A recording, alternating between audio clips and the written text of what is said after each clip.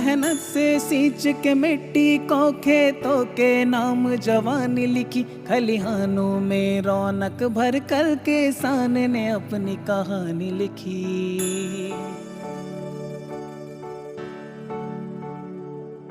एक डोर है वो कुर्बानी की, उम्मीद उन्हीं से रोशन है।